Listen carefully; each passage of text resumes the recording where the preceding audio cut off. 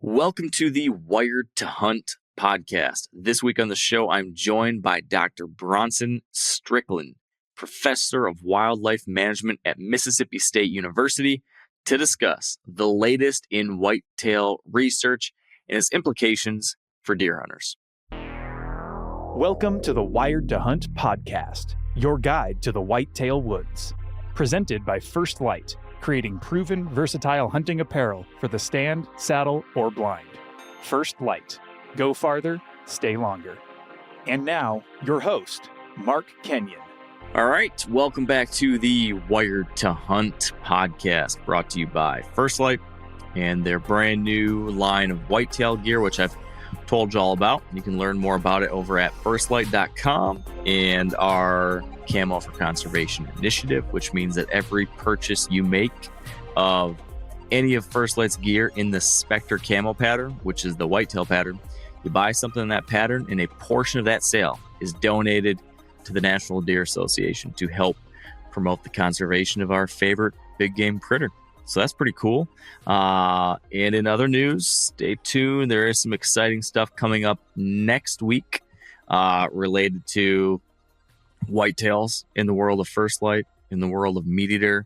Last year, we had a big old celebration of whitetail deer for a week called Whitetail Week. I don't know if that's a creative name or not, but Whitetail Week was pretty awesome last year, and we're bringing it back.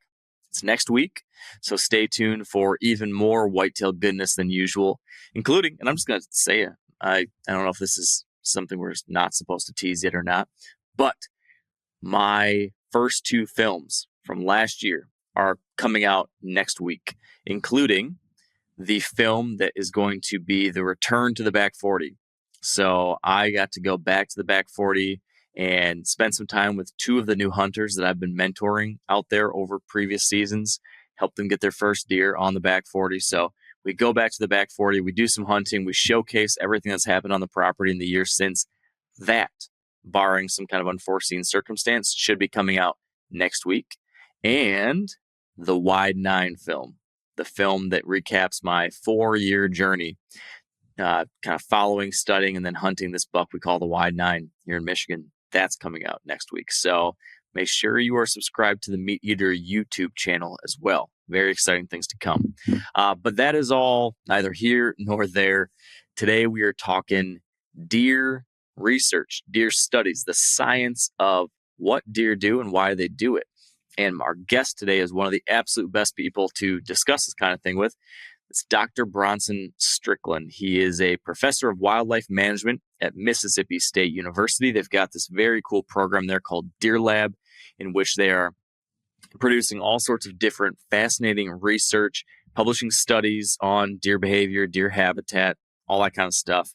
And then they also produce a lot of content to help educate folks on this kind of stuff. So Bronson is the co-host of their Deer University podcast and also active with the Deer Lab TV YouTube channel that they have.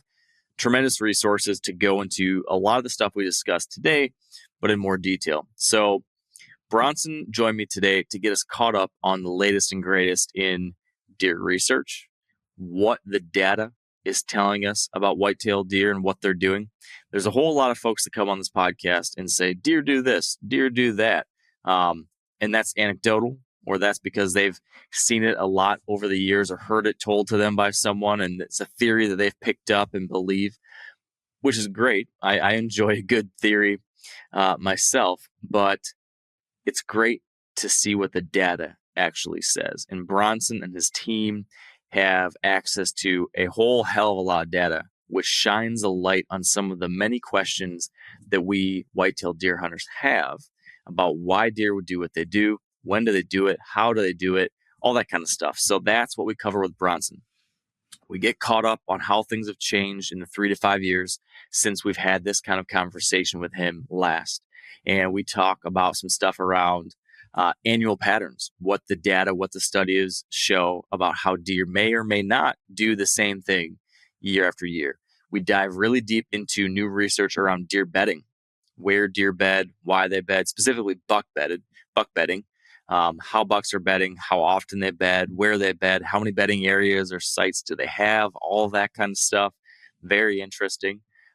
We get into some things around the rut, specifically patterning deer during the rut. And then maybe most interesting for a lot of people, I think, Bronson shares a little bit of what will soon be coming out around some very interesting new studies about the impact of the moon on deer movement. This is a theory. There's several theories around how the moon might impact deer movement. Many well-known hunters live and die by these theories. And Bronson went and did a deep dive specifically into these theories that hardcore deer hunters have, and then looking at the actual kinds of questions that we have around that. So will the moon get a big buck on its feet 10 minutes earlier? Maybe, maybe not. Bronson's going to tell us here today. I'm excited for you to hear about it. I'm excited for the rest of his studies to come out later this fall, and it's going to be good stuff. So without any further ado, I think we should just get to this very interesting conversation and very applicable conversation. I want to make sure that's very clear. This is applied science. This is learning about the research and then discussing exactly how this research, how this science can be applied on your next hunt or this coming season as you put together your hunting plans and your strategies. How do you take this new information and arm it or arm yourself in a way that it'll make you a more effective deer hunter? That's my goal today. Hope it's helpful. Hope you enjoy it. Here we go.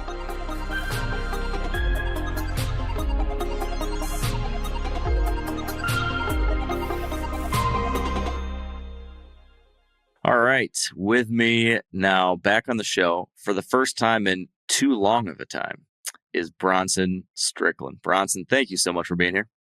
Absolutely. Happy to. Man, like we were just talking about before we started recording, somehow almost half a decade has passed since the last time we did this, which is insane to me because it feels like it was almost just yesterday. So it's been too long coming. And I've been, following so much of your work over the years. Since we have talked in the past, you guys have launched the Deer University podcast and your YouTube channel and really have done an excellent job of making deer research and science accessible for the average hunter and whitetail aficionado. So I just want to start this off by saying thank you for doing that and kudos to you guys because you're really making it accessible and understandable in a way that not a lot of other people are. So great work on that. Well, just want to make sure thank you very much. And it's a little bit self-serving, I will admit, because we're really having a lot of fun doing that. And we really have a conviction of taking all of this really sophisticated research and how can we apply it for management and for hunting? So it's been a blast. Yeah. You guys are taking the applied science thing to a new level when you're actually hunters yourselves and truly taking this stuff into the field with you, I'm sure. So all that said, the plan today is really to look at that very thing. Like, how do we apply deer research and the science around deer behavior, deer movement?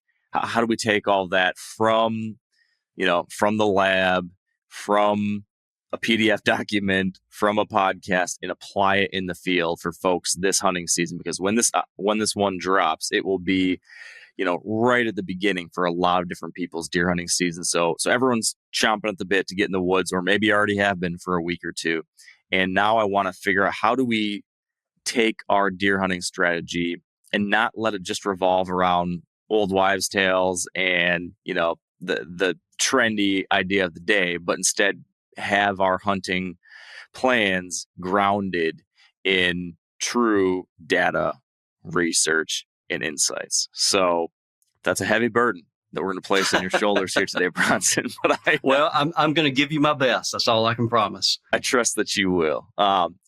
So there's a lot of different directions we can go with this. There's a lot of interesting stuff that your team's been working on. There's a lot of things I know other folks around the country have been working on that you guys are always staying up to date on. I want to start at the very top level. I'm curious about what is most fascinating to you when it comes to the latest deer research, deer science, and kind of looking at the window of the last 3 to 5 years or so since we've done a big roundup like this personally on this podcast. What in the recent few years has been the most significant break from conventional wisdom that has been illuminated by recent deer research or science? Is there something that has really changed your perspective on things more so than anything else? Well, I guess there's a lot of things that have happened. And, a lot of it in the past 5 years has been centered around CWD and including movement data and such as that. But I would say relative to hunting, and not to pat ourselves on the back whatsoever, I think the most eye-opening thing for me and the team here has probably been the bedding and the bedding affinity. And my story, Mark, and for a lot of people as well, it's when you go back to when we were cutting our teeth hunting and getting our information from hunting magazines and so forth. There was a lot of information about, a buck's bedroom per se, and that they had this one spot on the landscape. And that is where that older buck, that mature buck, that dominant buck, that was going to be his territory, that only he was going to be. And what we saw, and I have to put a qualifier here that's going to apply for probably a lot of the stuff we talk about. The results I talk about are based on a landscape of the Southeast. And so if you're in Michigan, if you're in Ohio or Iowa, you may see something completely different. But what we generally saw down here is that there are many, many more bedding areas and bedding sites than we previously thought. And so if we're trying to focus our hunting on, there's that one place. And hey, if you're in the Midwest and you're in a cover restricted landscape, that may work very, very well. But if you're in more of the eastern U.S. or outside of an agricultural region, we're just seeing that there's a lot more different bedding areas and a lot more movement and use of those throughout the course of the season. So finding that one spot to intercept that buck is probably going to take a lot of stand sitting to catch him. Yeah. And I will say, at least in some of the content you guys have put out where you've discussed some of this bedding research that you guys have been working on, you've shown some of the aerial views of the sample sites where you're doing this. A key thing is it is varied, right? There's a strong diversity in fields versus timber, small food plots, big ag fields, big chunks of timber, rivers, all that kind of stuff. And while that is different than some stretches of like the very most open parts of Kansas or Iowa, I also did not look at that as being terribly divergent than what I'm used to in the Midwest. So when I looked at what you were showing me there, I still found it applicable to a lot of places I hunt in Michigan or Ohio, or anything like that. So I think you bring up a good point, but I would not discount it so much to say that it's not applicable, because it didn't look that different. That said, there was a lot of really interesting stuff in at least the things I've seen so far, where you guys have broken down the unique aspects of how deer are actually using bedding areas. And you mentioned something that I think is a key thing: bedding sites versus bedding areas. Can you elaborate a little bit on what that means, how you guys have worked on to try to differentiate that or measure that, and then maybe get into some of the detail of specifically, how many different sites on average are we seeing a buck use during a day or during a period of time? How many different areas?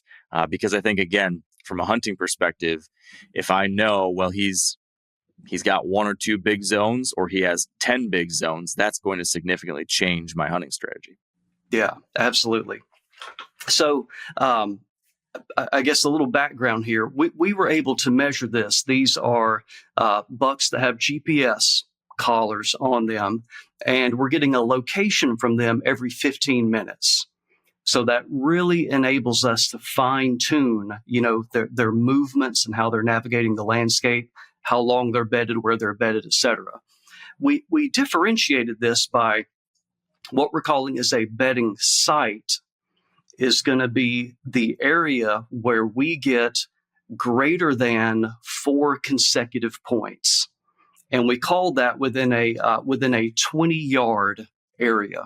Now you might say, why would a bedding site be 20 yards? Because there's error associated with the GPS collars, with the triangulation and so forth. So we felt confident that if we're getting 4 consecutive points within a 20-yard range, then that buck is probably bedded there. And it might be 6 consecutive points for an hour and a half, et cetera. But we had to have at least 4. And so we would call that a bedding site. And so we would draw a little dot on the map. Where is that bedding site? Now, a bedding area is differentiating that the area needs to be 2 sites that are greater than 100 yards apart. So in other words, if a buck came in and had a bedding site and the very next day came back and had a bedding site within 50 yards of where it was the day before, we would consider that the same bedding area. So that is how we calculated. We basically grouped sites together. And if they're close enough, we called it a bedding area. So that's how we broke that apart. Okay. Did you guys look into what the average length of the use of a bedding site is? So I'm by that I'm curious, how long, when a buck does get into these zones, how long is he usually there until he gets up and moves to another spot? Because another key thing that I know that you guys found is that they use multiple bedding sites per day, right? So I guess Right. could you dive into both the average length, if you have that handy, and then how many different times they're shifting these locations throughout a given day? Yeah. So I hate to say it, but this is a context. It depends on the time of the year, and mainly with the rut. But if you smooth it out and just come out with some averages, we're looking at 4 different bedding sites and 4 different bedding bouts per day. Now, on some days, you might have 3 different bedding sites during the day. Some days you may have 1. And so we see this relationship, especially during the rut, where there's going to be less time in the bed and more time on their feet.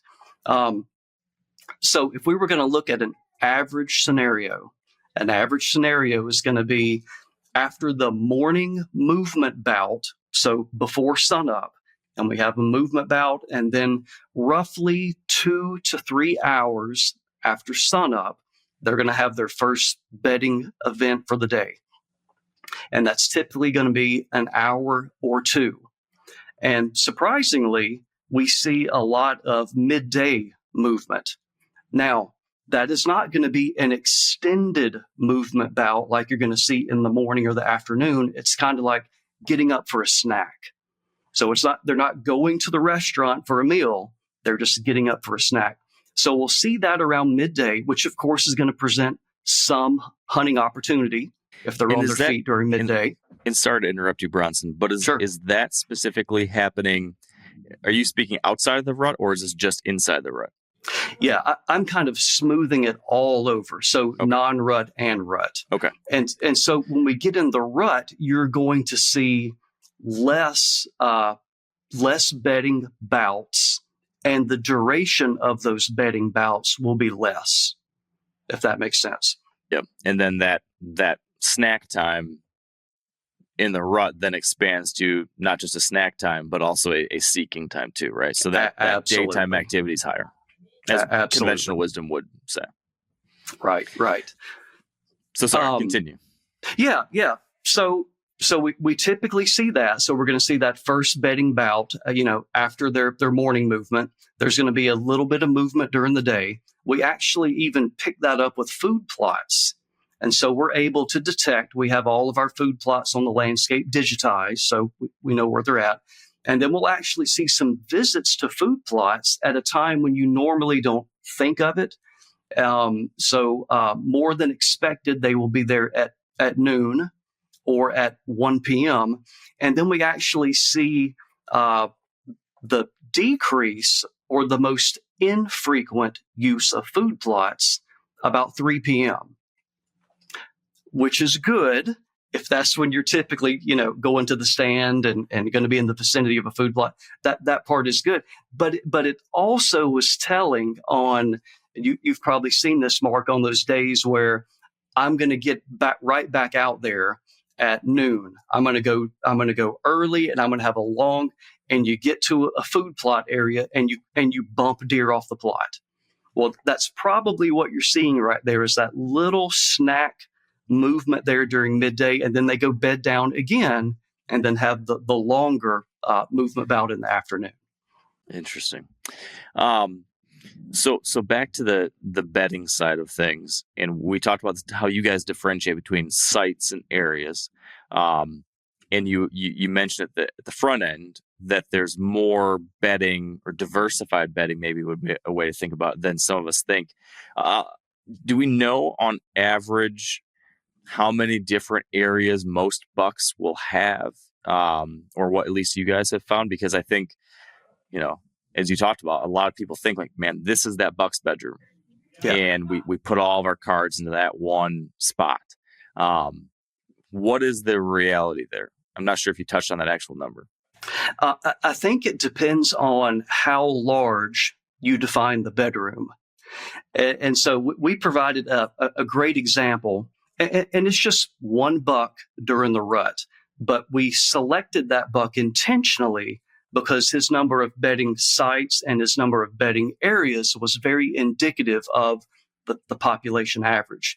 And so over a 2-week, over a 14-day period, a particular buck that was middle-aged, 3.5, he had 41 different beds during that 2-week period and 17 different bedding areas. Wow.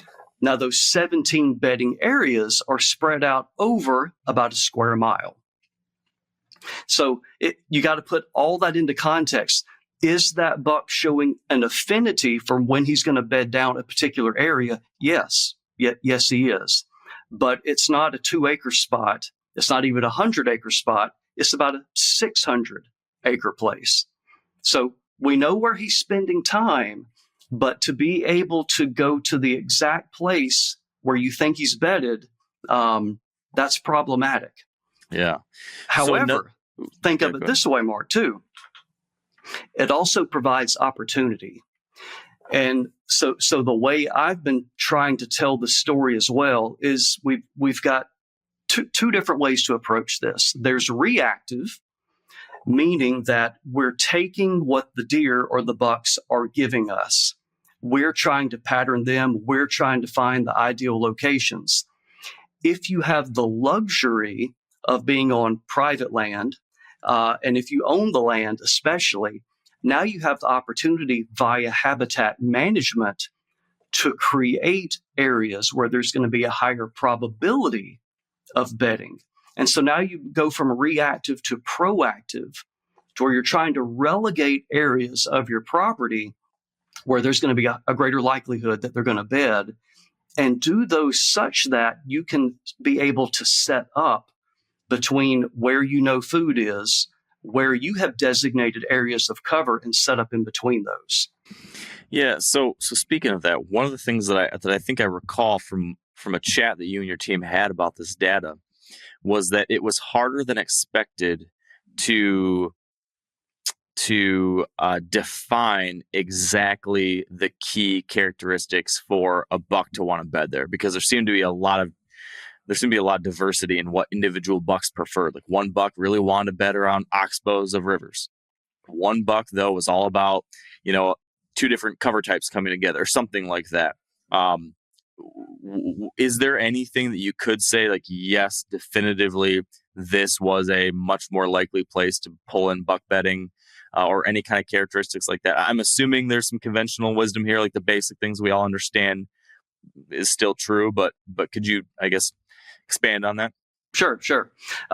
So one of the things I know, and one of the things we're working on, and so we got some wonderful feedback from people when we went online with this and started talking about it. So here's what we know, because here's what we measured. Is we went to many of these areas where these bucks bedded. So these bedding sites, especially some places where numerous times a buck was bedding there, and we measured the vegetation. And what was revealing was that it really did not matter whatsoever the type of vegetation. So it could be hardwood stems, it could be grass, it could be blackberry, it could be any form of vegetation as long as it provided really good screening cover, meaning visually, when the buck beds down, it's essentially hidden and you can't see it.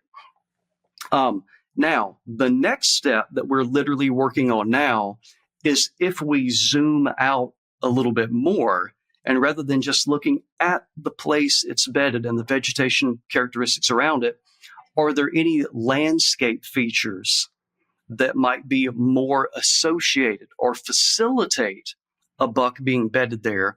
And the one thing that we heard a lot based on our study area is we have a big river corridor that completely bisected this big 60,000 acre study area. And so for one thing, obviously, is that adjacent to that river is we have a lot of cover right there, and it could be switch cane, it could be blackberry, it could be a lot of things, but we have some cover adjacent to it. But is the layout of that relative to the river?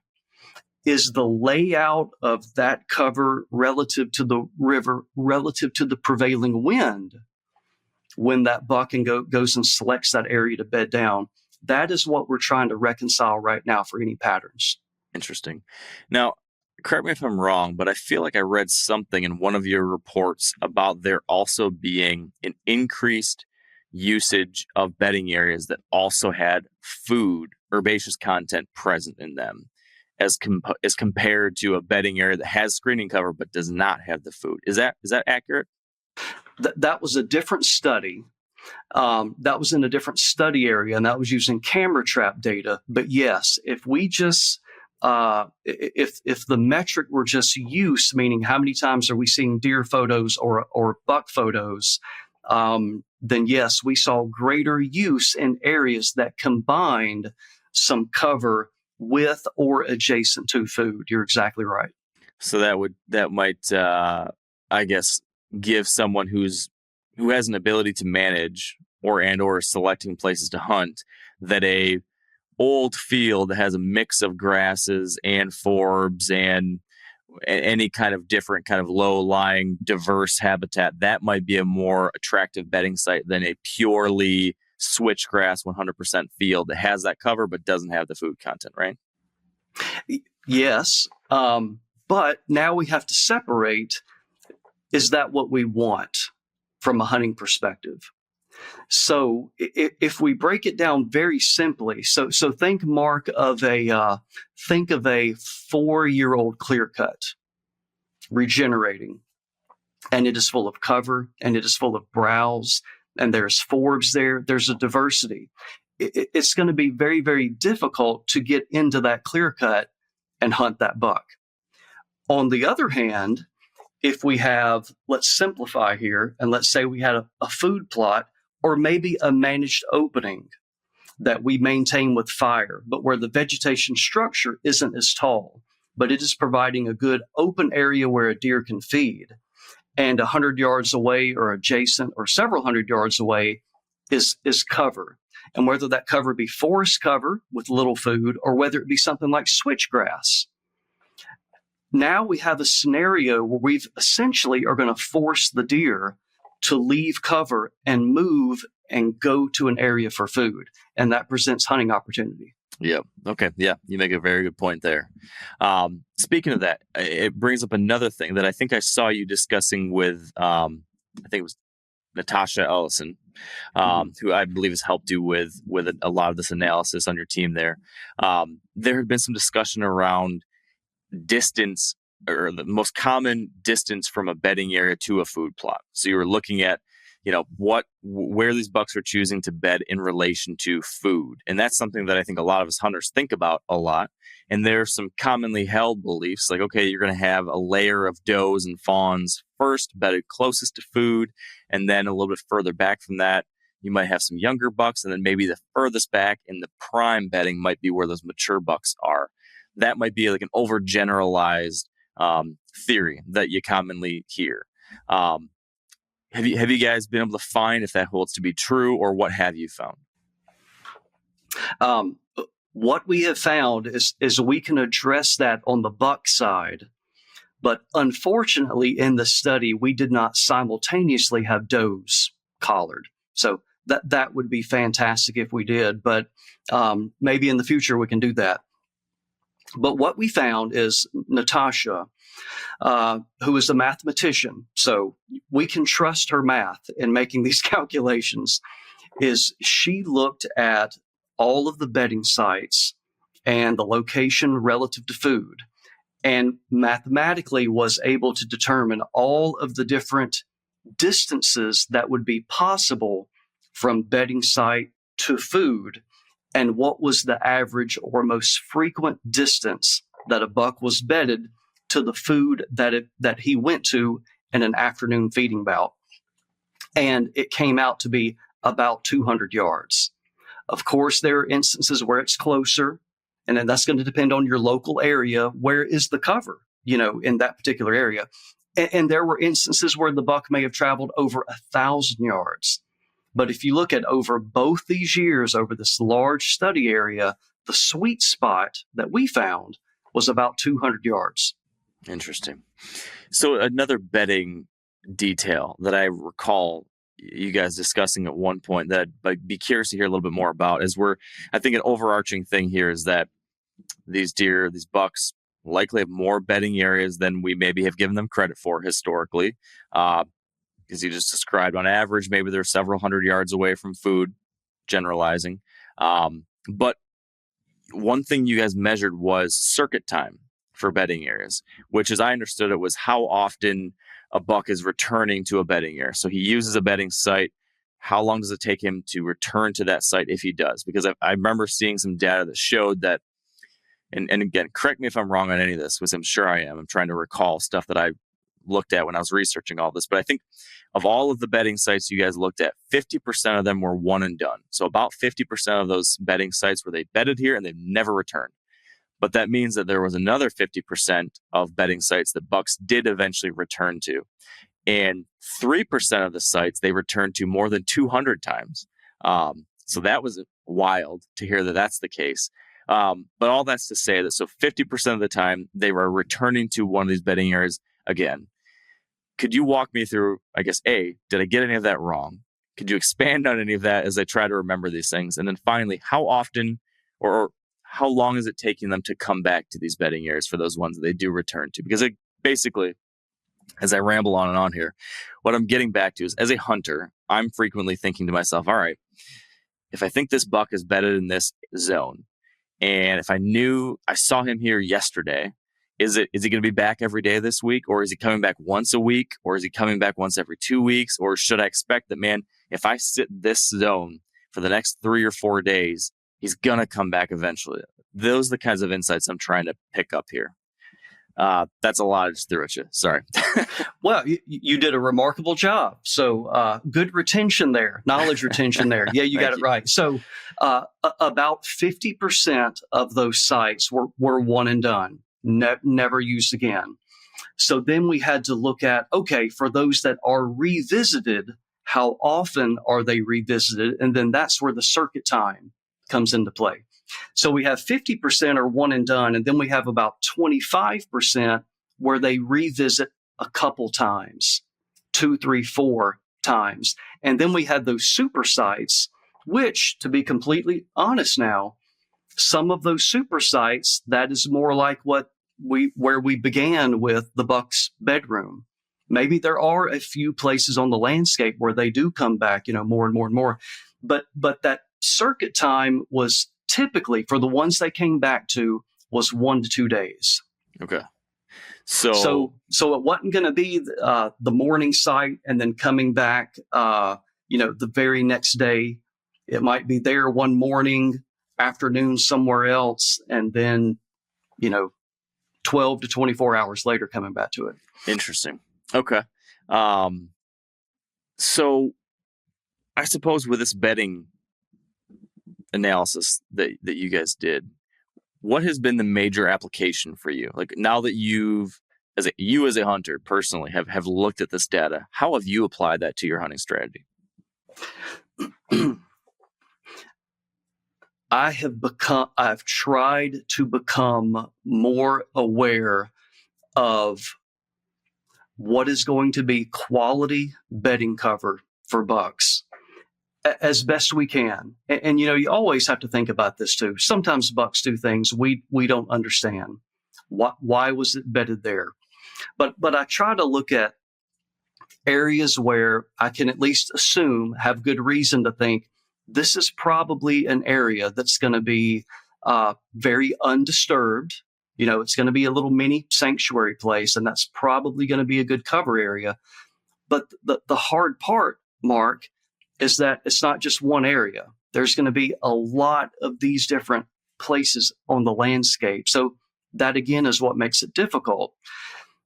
I've kind of moved more into picking out some of these bedding areas may be more difficult in the landscape I'm in to be able to differentiate and make the call. Unless we can go in there, like we said, proactively and make these areas really good. But I've started looking more at how food plots, and this could also be a managed opening. It's easy to use the food plot as an example, and how these areas can serve as hubs of activity. And so hub meaning thinking of a train station. There's a lot of different routes coming to it, but what we're seeing is that those food plots, if they're good ones, is that there is going to be a network of movement over the landscape utilizing those food plots. And here's something else that Natasha calculated that I thought was just fascinating. We started looking at how often bucks are going to food plots when we go from the non-rut into the pre-rut, into the peak rut, into the post-rut. And we basically see this ascension of they're using it a lot and they use it more during the rut. And then, of course, they're using it during the post-rut. So that, when you look at it that way, it's just a tally. Did a buck go into a food plot? We caught him there. Yes, it's a tally of frequency. But when we look at the duration of time that they're spending on the food plots, it is completely different during the rut as compared to the pre-rut, so before the pre-rut, and then the post-rut. And so at that point, there is a greater duration of time. So before the rut, they're going to the food plot to eat. During the rut, that is more of a social aspect. And if you've hunted, you've seen that. The buck comes in, he looks around, he wind checks, heat checks, etc., and he goes on. And he's probably going to go to another food plot and do the same thing. So we see a great amount of visitation, but very low duration. And then as the rut winds down and the post-rut comes along, that's where we see a bona fide feeding bout is taking place on those food plots. So that is changing the way I'm hunting. And I guess to summarize, I was very long-winded there, is I'm thinking of during the rut, maybe I'm not hunting on the food plot, but I'm trying as best I can discern to think of the corridors and the connections linking a network of food plots. Whereas in the post-rut, I may just hunt, decide I'm going to hunt directly on food. He's going to be there. So I don't know how this changes my thinking, but I think I've frequently thought when I am looking at a map and trying to think through how deer might use an area, I often think of a bedding area as the hub of the wheel. And then the spokes are all leading out from a main bedding area to the 3 or 4 different main food sources that I might think that they're feeding on. So I've always thought of the bedding area being the hub and that being the more consistent factor.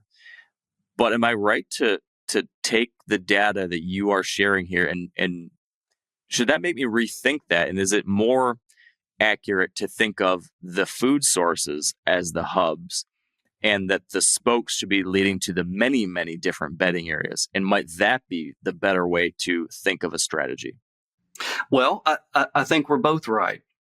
I think you and I could sit here with a crayon or PowerPoint and we could come up with a scenario where cover is limited in that landscape, and what you described would be precisely correct. I think we could also come up with a scenario that would be common in the South to where cover is abundant and food is limited. So, when we think about Midwest versus the South or the East, we go from a cover-rich, food-limited environment in the South to a cover-limited abundance of food in the Midwest. And so I think it depends on the landscape that you're at. Yeah, that's a great point. Interesting. So we talked about affinity for bedding areas and how often they're going to come back to a bedding area. But before we started recording, you mentioned that there's been some stuff you've been looking into, maybe at a slightly larger scale, about how bucks might be returning to certain areas, possibly year after year. Do you want to expand on that a little bit? Because this is something that I think ties into something that has been picking up more and more steam within the hunting world, which is this idea of like annual patterns. And I'd love to hear what you maybe have learned about that from, backed up by data, possibly. Yeah, absolutely. And so this is interesting to me. And this is a classic example of owning up to being wrong. I was absolutely wrong about this 5+ years ago. Takes a big man to say that. Well, we have all this abundance of camera data now. I would get this question constantly before we had this GPS data. I'd get an email. Why is it that I have this buck? I have them on camera every day or every other day. And then they would give me a specific week or even a 3-day period. And they would say, it seems like every time around the 7th of November or whatever day, he's gone. Or just the opposite. It seems like the 3rd week of November, this buck is always back. And what's going on there? And before we learned about what we call these mobile personalities and these home range shifts and the stuff that we didn't really realize what was going on and really had no way to measure that, I honestly thought somebody's batteries in their camera had run out. I thought they weren't checking it, or the buck was still there on the property. He was just maybe not on that camera. But what we started seeing is, first of all, we have these mobile personality bucks that do these extreme shifts, and they're typically doing this shifting at about the same time a year. One of our great examples was the buck that would fall and winter in Mississippi and spring and summer in Louisiana and swim the Mississippi River to do that. And the timing of when he did it 2 years in a row was remarkably similar. So that just got me thinking of the bucks that we have 2 consecutive years of data. Because remember, some of these bucks, we put a collar on them in the first fall, they die, they get shot, whatever.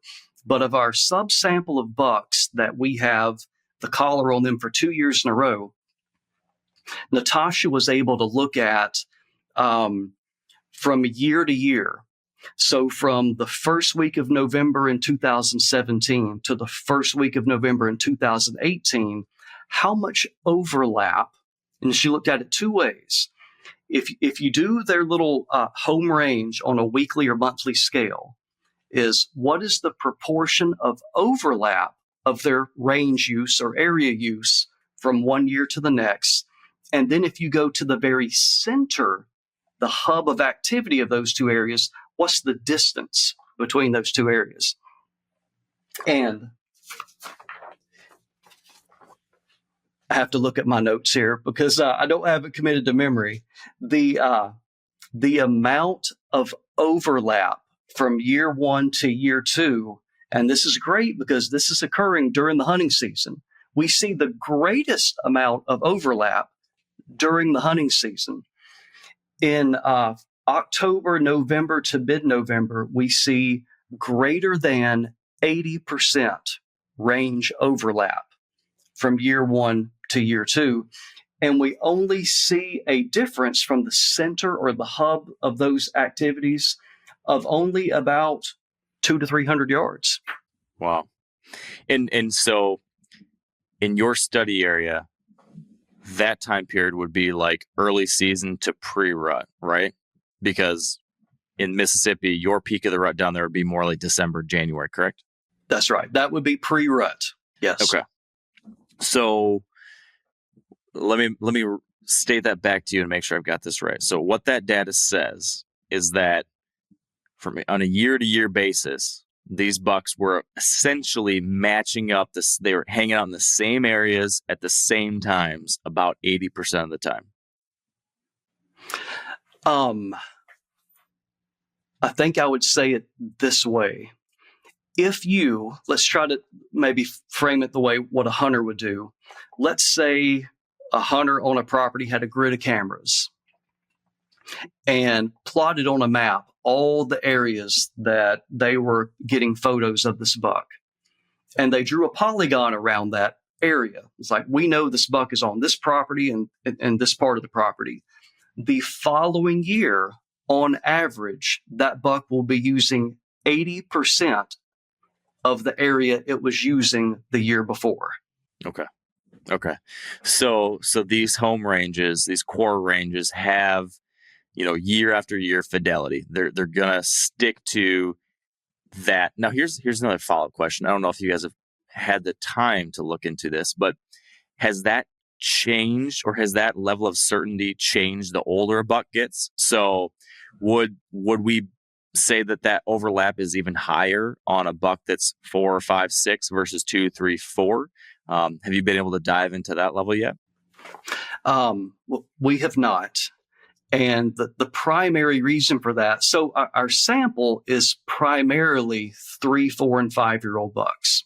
When we capture them, they're 3, 4, 5. That's going to be like 80% of our sample right there. The issue is we just have 2 years with them. In a perfect world, we would get a yearling buck post-dispersal and be able to follow it, if it lived, follow it to 6 or 7 years of age. That'd be the best way to answer that question. But unfortunately, we don't have that. Yeah. Well, it's really interesting to see that. Now, here's another one that I believe your data has supported this, and I know other studies have supported that many bucks have random excursions that they take throughout the year, where they will, for whatever reason, randomly take off and go way outside of their home range for a handful of days or 24 hours, whatever it is, and then they come back. Have you been able to see if those map up year after year? Like, do you have any examples of a buck going on an excursion at relatively the same time year after year? That might support, the people who say, like, hey, this random buck shows up the first week of November every year, and then I don't see him the rest of the year. Have we been able to document anything like that in the study? We have not, Mark. That's a good question. We have not, but we haven't looked at it that way.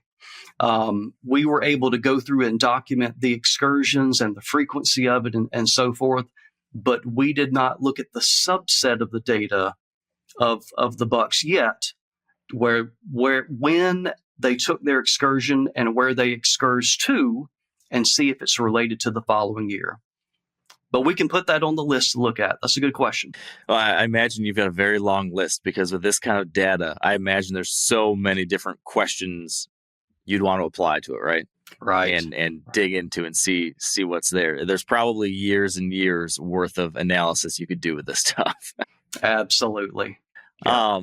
You mentioned these mobile deer personalities. Could you expand a little bit on that? I think you guys have differentiated basically bucks into 2 categories, either mobile personalities or sedentary. Could you discuss that a little bit, how you differentiate them, and what's the proportion of one to the other? Sure thing.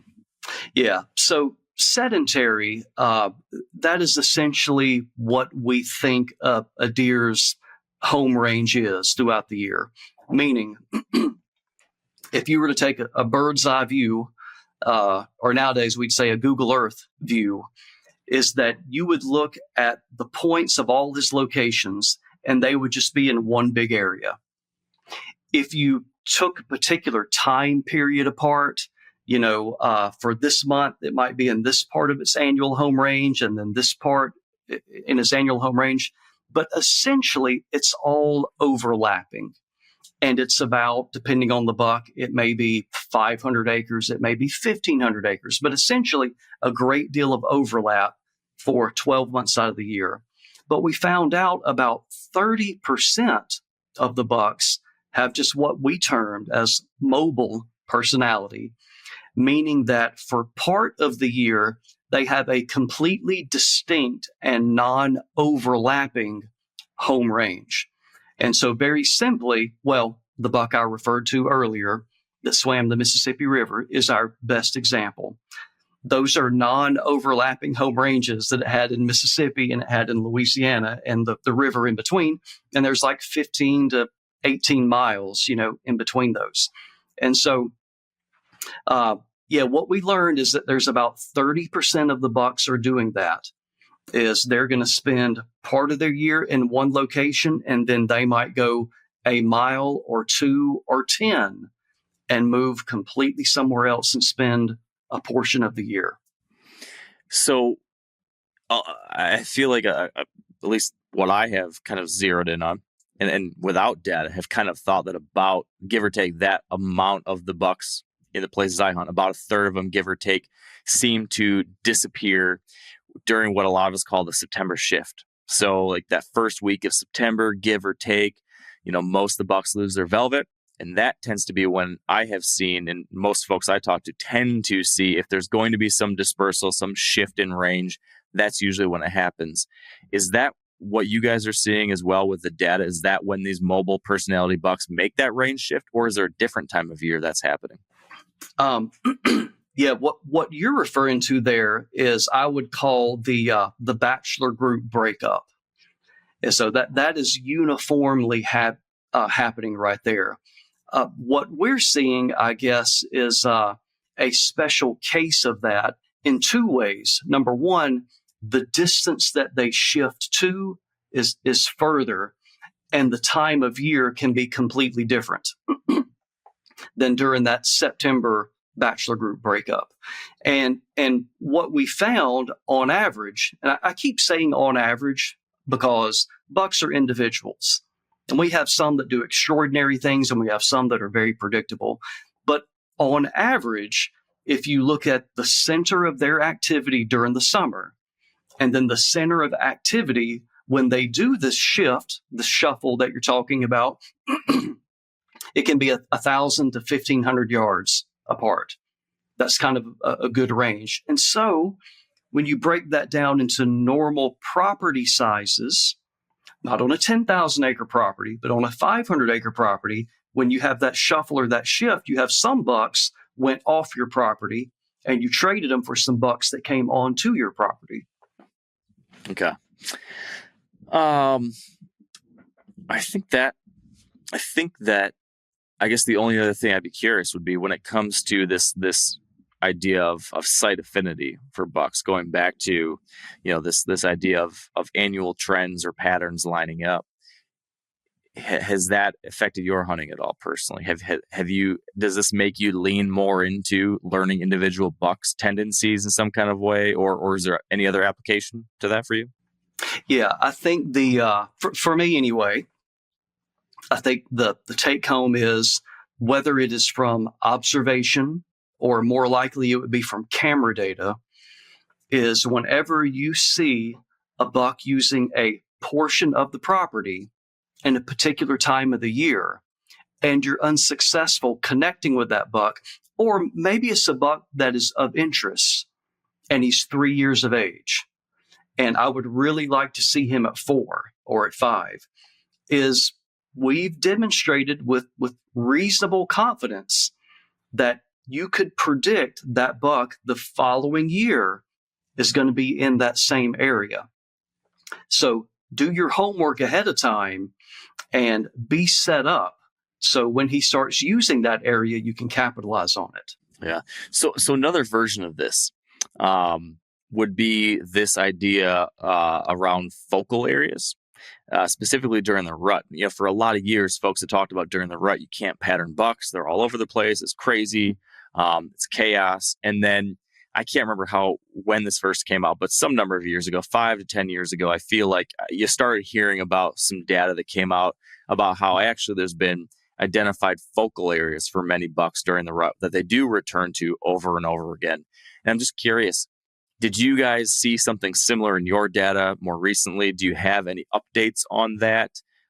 Is that still something that we can be thinking about and looking for when we develop our rut hunting strategies? Yeah. And I think the group that first termed that were my colleagues in South Texas. And Aaron Foley and Randy DeYoung and those guys, they started finding, now again, different landscape. The distribution of cover can be different. But they started finding these areas, and I think the way they reconciled it was they essentially started seeing focal areas and a circuit that these bucks were going to these focal areas. But what they surmised was that in every one of these focal areas where there was cover is a group of does. And so that buck is on a circuit to go and heat check, are there any does in estrus? If they are, great. If not, they're going to go to the next focal area. I would say with us, it's similar to what we just talked about with this affinity and them coming back to the same areas every year, and how that's even shifting from year to year, but they're still using the same area. Another thing, Mark, that I thought was really interesting was that we see throughout the year, as we've known for a long, long time, the home range, the area used by a buck is going to increase during the rut, probably by 50%, maybe 100%. It could possibly double. But what was interesting to me is that on a daily scale, it is absolutely uniform from no rut, pre-rut, peak rut, post-rut, etc. They use 200 acres per day. If you look at a daily home range, if you encapsulate the area that they used in a day, it's 200 acres. So how that works out to the home range expanding is that in the pre-rut, from day to day with those 200-acre home ranges, there's overlap. Then when we get into the rut, there is a greater distance between 200 acres here, 200 acres there. That's what makes the home range grow during the rut. And so that's just the data supporting the generally believed concept that you're going to have bucks checking out different zones to find a doe and heat, right? Right. But so I guess with that being said, and then what Foley and their team saw, though, does that still support the idea that if you know of a couple core doe hotspots, that you effectively, to some degree, could hunt for a specific buck by dialing in on that spot or two, just knowing that, man, this is where historically this buck has always wanted to check does here, and rather than chasing your tail, going here, going there, going everywhere, you could hypothetically volume sit one of these hot spots that you know historically he's been on, because he should continue to return and check those to some varying degree, right? Yep. I think it's right. So let's think of it now, maybe not a focal area relative to cover. Let's think about it as that hub or that focal area relative to a productive food plot or a network of food plots. And like we said earlier, bucks are visiting food plots during the rut, but their duration of stay is minimal. But more food plots, right? More food plot visits, but just shorter duration, correct? It's actually about the same. Yeah, there's a little bit less visit in the post rut. You're exactly right. But they stay for a long time because there's a feeding bout involved. So they're visiting those food plots. I think that's very akin to what Foley found out, but just the habitat of the vegetation is different. That was more relative to cover patches the buck is visiting. I'm talking about them visiting food opportunities, because at that food opportunity there's going to be a group of does somewhere around that using it. And so in both cases, It's actually just where's the doe hotspot, like where's the doe concentration. And in some areas, that's going to be, let's talk about what the limiting factor is, right? And the limiting factor in certain places, like for you, it was like, we've got these food. Those are the limited resources. So that's where your best doe concentration will be versus middle of nowhere, Kansas. It might be cover equals your doe hotspot because that's the one concentration of something rare. That's a really key insight, I think, for people is to think about that way. It's so easy to get stuck on, well, this person said cover, and so I've got to zero in on cover at this time of year. But again, you have to always look at what's the context in your situation, in your place. Very interesting. So I want to give us a little time here at the end to cover off on a few things that every time I get to talk to someone who's so drastically smarter than I am and so much more grounded in data than I am, that you can correct my preconceived notions, myths that I believe in, app of the day, algorithm predicting trends of the day, etc. There, as a diehard whitetail hunter, we all have these different ideas around what triggers deer movement, whether it be wind and weather conditions, whether it be the moon, of course, that's a big one. So I'd love to get your take on some of those and where things stand today. I know we talked about this, the very first podcast we did together like 10 years ago, maybe. And you basically, if I remember right, I think most of it you said was hogwash, but I'd love to hear where things stand today. Let's start with the moon, maybe. Do we have, or is there anything new when it comes to any possible correlation between the moon and deer movement? So we did a survey, Mark, online because we're doing an we are wrapping up a very exhaustive analysis. So a couple years ago, we put some data, a very crude analysis I did of just looking at moon phase, meaning new moon, full moon, and then just looking at daytime movements, nighttime movements, etc. In my eyes, both as a researcher and as a hunter, I was not motivated by those data. There may, on a particular day, been a subtle increase, but it was not enough to motivate me. Well, then we got an outcry. We got a lot of feedback saying, but you didn't look at moon position. Right. You didn't look at moon rising, overhead, underfoot, all this kind of stuff. That's a big thing, yeah. So we have looked at that to a great detail, and we are hopefully we're just a few weeks away from doing Natasha and I and others. We will do a 1 to 2 hour exhaustive, tedious review of those data. But before that, we wanted to basically, Mark, ask people. We did a survey. And when you pin someone down, so Mark, I might approach it like this with you. I might say, number one, here's the first question of the hierarchy of questions. Number one, do you believe the moon is affecting deer movement? Yes or no? Do you want you can or cannot answer. It's up to you. Sure. I guess I will answer because I am so torn on this, because I would say, if I had to say yes or no, I'm so right in the middle, Bronson, but I guess I'll say yes, but maybe it's a little. Okay. So 83% of people are like you.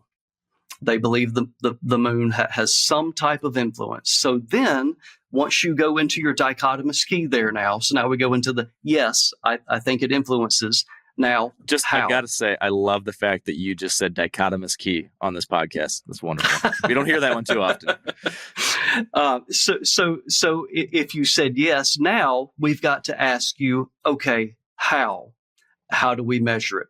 Is it that they're moving a greater distance? Is it that they're up on their feet earlier in the day? Is it that they are bedded less, etc.? These are the key questions. These are the questions that I've wanted to know for so long, because every time this moon thing comes up, I've always felt like the studies have not looked at the right things. They haven't looked at the little stuff like that. that doesn't maybe matter it doesn't register as statistically significant for most studies, but for a hunter who cares if a mature buck travels 50 yards further 10 minutes earlier in the day, that is a huge significance for the hunter.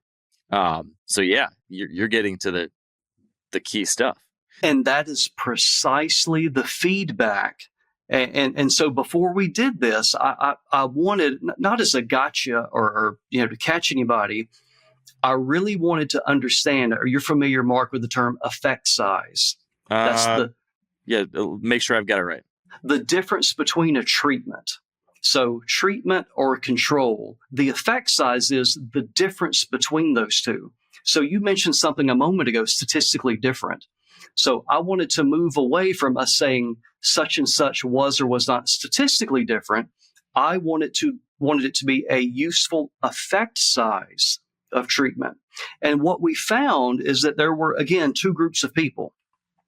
There was a group that, I think the moon affects them based on what I've seen and what my dad and my grandpa said. But when you pin them on, okay, what does that mean? Well, I don't know. I just know the moon affects them. And then you had what I would call the cover/bed bow hunting out of a saddle. Sounds like me. Now, that's the dialed in person. Yeah. And what they said, what was really, really important, it was if that buck is on his feet 5 minutes earlier and that buck moves 100 more yards before sunset, then that gives me an advantage. Heck yeah. So what we generally found, and again, I don't want to steal Natasha's thunder. I know she wants to talk about all this in great detail on a podcast, but the result will be meaningful to the type of hunter that you are. So we did see some differences, meaning the value of the non-moon day, however we were calculating the effect of the moon, the control day versus the treatment day, there were some subtle differences. To me and the way I hunt, it would not be meaningful enough for me. Okay. For someone that wanted to get, I've got a 2-minute opportunity before sunset, that buck may be moving through 2 minutes before, then they may look at our results and say, all right, there's something there. Interesting. Okay. Now, I know you don't want to spill too many of the beans. I'll make sure people go listen to the rest or listen to the full scoop on your podcast, Deer University. Everybody should go there, subscribe, like, share. But tell me this. Can you tell me this? Can you tell me what variable related to the moon seemed to have that strongest connection? Was it overhead, underfoot, times matching up with the first hour of daylight, last hour of daylight, that kind of thing? Or was it moon rising, setting times matching with that? Anything like that? If I remember correctly, because my goodness, Natasha sliced this up every way possible. There were just about every one of those categories, Mark, had the smallest difference. But remember, sometimes the direction was not what you thought, meaning sometimes the effect was not positive, that it moved more, but it was that it moved less. And so everything that we looked at had a little bit of an increase or a little bit of a decrease. And what we essentially did was we paired together the amount of time that it was in the bed that day, the time of day that it was up on its feet and started moving, and then from when it started moving to sunset, the distance of ground that it covered. So we kind of have 3 different measurements there. That's perfect. Do you have any of those specifics you could share now, or do we need to wait for them? We got to wait on that, buddy. Okay. I had to ask. I had to try. Yeah. Well, that's fascinating. That's very interesting that you guys were able to look to that degree. I'm very. And what we're going to do with that, Mark, is we went a different route. We didn't write like a 20-page document with a bunch of narrative. We basically went into every one of these theories and gave a heading of, here's the hypothesis, here's the theory, here's how we did it, here's the result. Turn the page, here's the other one. So we've got about 10 pages of every type of moon theory with the data and the graphs and the interpretation. And all that is going to be free for download in a few weeks. Amazing. Yeah. So do we have a target date when we should look for that? My target is like October 15. Okay. But sometimes at the university, the wheels turn slow. Sure. But it's going to be out of our hands and literally in a few days, and then it has to go into production. Okay. And so whenever that gets produced and put online. Okay, so there's going to be a lot of people that want to see that, of course. Where should they go to see that and or sign up to be notified of it or anything like that? We will have a copy of it for download on our website, msudeerlab.com. We will also, as soon as it is available with the download link, it'll be on social media. So MSU Deer Lab, Facebook or Instagram, it'll be out there. Yep. Okay. Last couple quick questions. So you're doing this exhaustive moon study, which I'm so glad is happening.